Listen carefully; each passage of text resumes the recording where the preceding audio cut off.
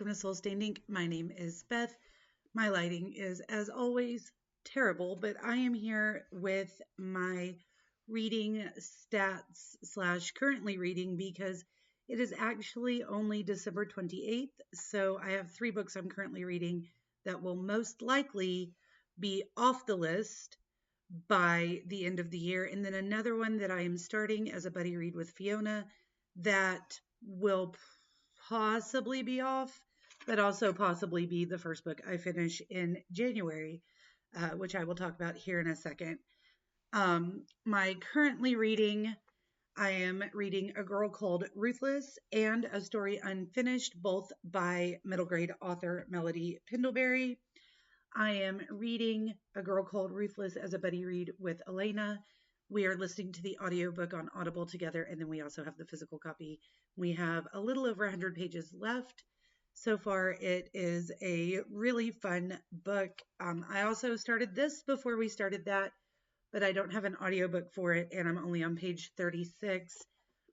I'm enjoying both stories. I'm really enjoying the development of the storyline, the characters, and the ideas.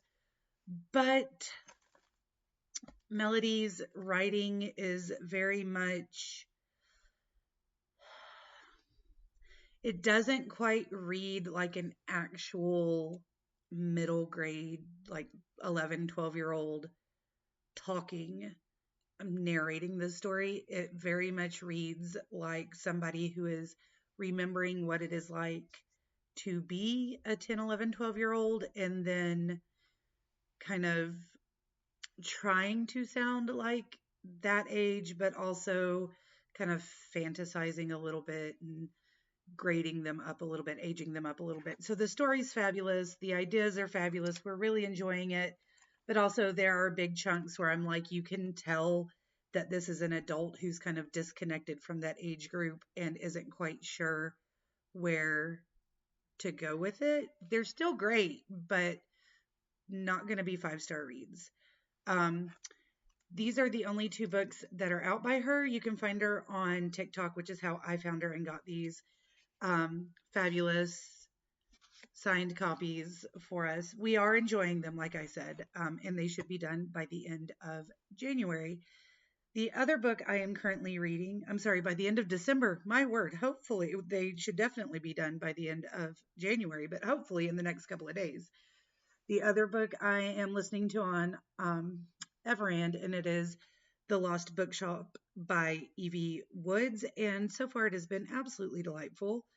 You're going between different time periods and points of view, and I'm not very far into it, but I think we're trying to find a missing bookshop that may or may not have ever existed, except one of the points of view is a woman named Opaline who is the proprietor of the bookshop that may or may not have existed.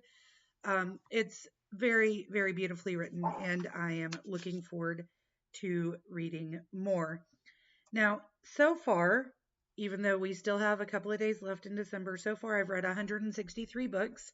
The only goal I set for myself as a New Year's resolution last year was to read 150 books in 2024.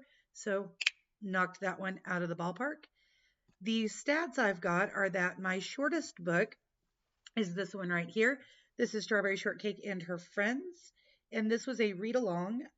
Unfortunately, we did not have the record to read this one. However, Melody Raylan and I read it together. This came out in 1982. I'm not sure when I got it, but I do know that we read this one together recently, and she rated it a 5 stars. So yeah, this was great. It was my shortest book of the year. My longest book of the year, slightly bigger, and that would be the Oxford Complete Works of Shakespeare, the Modern Critical Edition, edited by Taylor, Jowett, Boros, and Egan.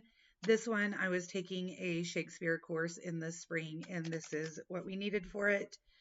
This has 3,408 pages. So that is delightful. We did not read the entire thing for that course, but I did end up going back and reading most of it, or at least skimming over most of it. So I went ahead and rated it and put it on my list. So, shortest and longest for the year. My other stats are that the average length of books I read was 235 pages.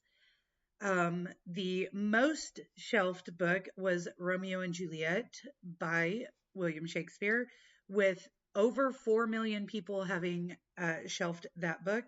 My least shelved was Heptameron by George Whetstone. Only one other person has shelved that on Goodreads. And then my average rating for the year was 3.8 stars, which is definitely skewed because I decided that I was not going to keep track of anything I DNF'd, and that if I felt like the book was going to be a 1 or 2 star, I was going to DNF it. So I don't have any ratings below 3 stars for the entire year because I just went, no, there's no point in remembering my disappointments like that. So if I was reading it and I didn't like it, I just took it off my reading shelf and went on with my life. Out of the 163 books that I have finished so far, I have 47 3 stars, 73 4 stars. Now, to be fair, a lot of those were like soft 4 stars, but I felt it deserved a little bit more than 3 stars. So if I feel like it's a 3.8 or above, I'll give it a 4 star. Um, yeah.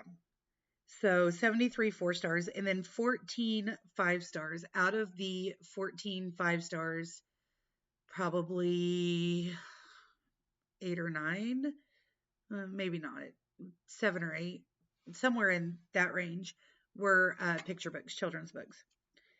So, yep. And I'll just go ahead and tell you my top 3 stars of the year while we're at it. So, my top 3-star reads are the entirety of the Magical Bookshop series by Amanda Flower. I don't own any of those books. I got them, listened to them on, I want to say the Everend app. I could be wrong. The first one is called Crime and Poetry. I read the whole series that was out at the time. I think it's a completed series. Loved it. Now they are a solid 3-star. They're not a 4-star series, but it's delightful. Amanda Flowers writes just quick, cozy mysteries. You get into it. Are they the best thing you've ever read? Probably not. But they're fun, and the characters are great, and I fell in love with them.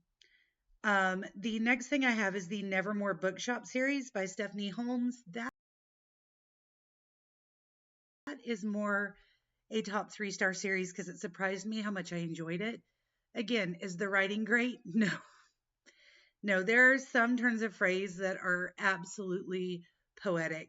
For the most part, it is smutty, and it is about this girl who is going blind but ends up going back to the bookstore that she like grew up visiting, and there is a new proprietor, and she ends up working for him as like a shop girl, and his name is Heathcliff. Turns out he's the real Heathcliff because there is something about this bookshop that every once in a while an actual literary character gets spit out and is just randomly in there and has to integrate into the world.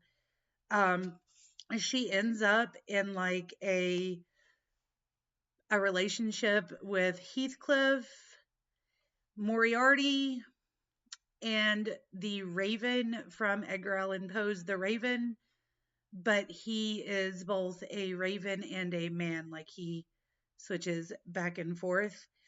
And it's a mystery series, but a lot of it is also smutty. I don't know. Most of them I rated 3 stars. I think one of them I rated 4 stars. There's 6 books in the series, if I'm remembering correctly, from when I checked like 10 minutes ago. But they were good, but mostly on this list because I was surprised by how much I enjoyed them. And then the final 3-star surprise I have is Pilar Ramirez and The Escape from Zappa by Julian Randall. And I do have this in physical form. I both read this and listened to it on Audible. And it was good. It was a solid 3.5 stars. Didn't quite make it to 4-star, but the writing's good. And this is about Pilar, who is from Chicago, and she ends up going to this like magical land of Zaffa, which is a storied land from the Dominican Republic, which is where her family is from. I'm not going to tell you any more than that, but it's a delightful read. It's a middle grade read, and I think you would enjoy it. I think all of you would probably enjoy it. So that is my set of stats and my top 3-star reads from 2024. I'm going to leave it there and come back with my top 4-star and 5-star reads from 2024. Let me know if you've read any of these, if you'd like to know more about any of these, what your top 3-star reads were from the year, and I will talk to you again soon. Until next time, stay safe out there, guys. Bye.